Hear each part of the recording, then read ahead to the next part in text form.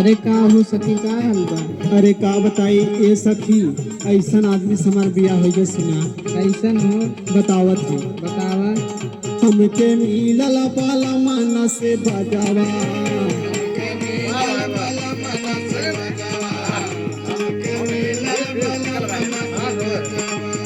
हमके मिलल बाला मन से बजावा। रोज रोज दारू पिए पिए भांग गजावा, रोज रोज दारू पिए पिए भांग गजावा। हमके मिलल बाला मन से बजावा।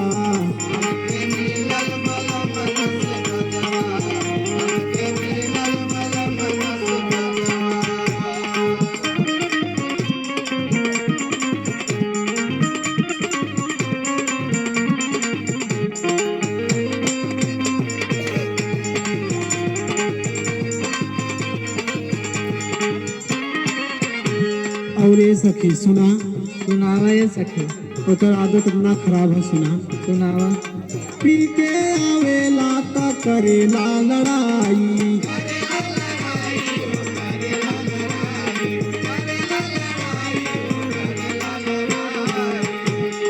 पी के आवेला करेला लड़ाई। घरवा का हाल सखी तोके का बताई।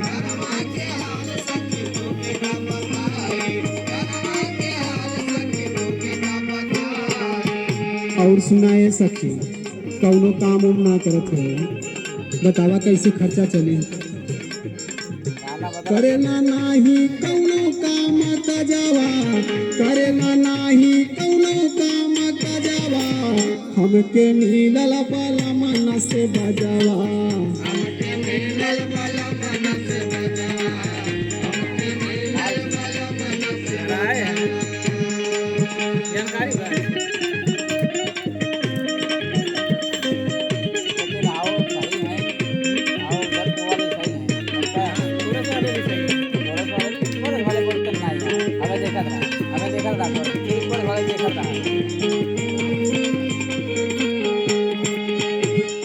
घरवा का बेचे सखी लोटायो थाली,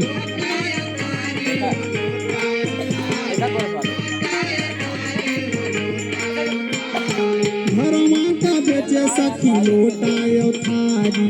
गहना बेचे सखी मोर पारा पारी।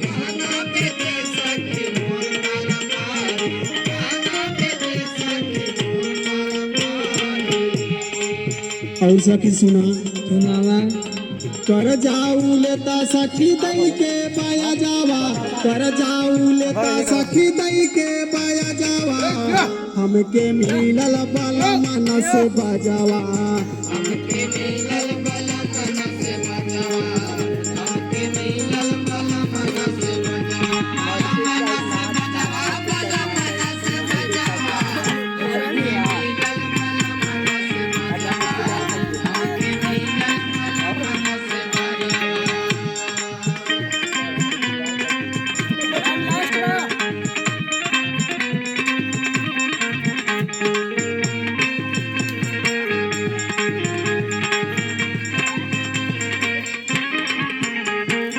सुनाए सखी। सुनावा। खाली लइका का बढ़ावे आबादी,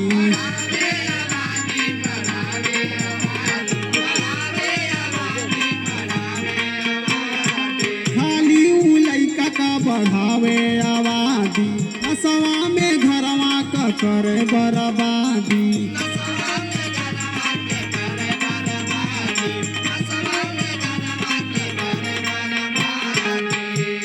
सुनाए सखी। सुनावा ये सखी। बब्बू को हमार बहुत मजा लेते हैं।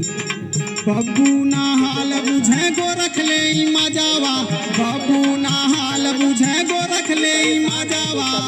हमके मिलल बाला मन से बजावा।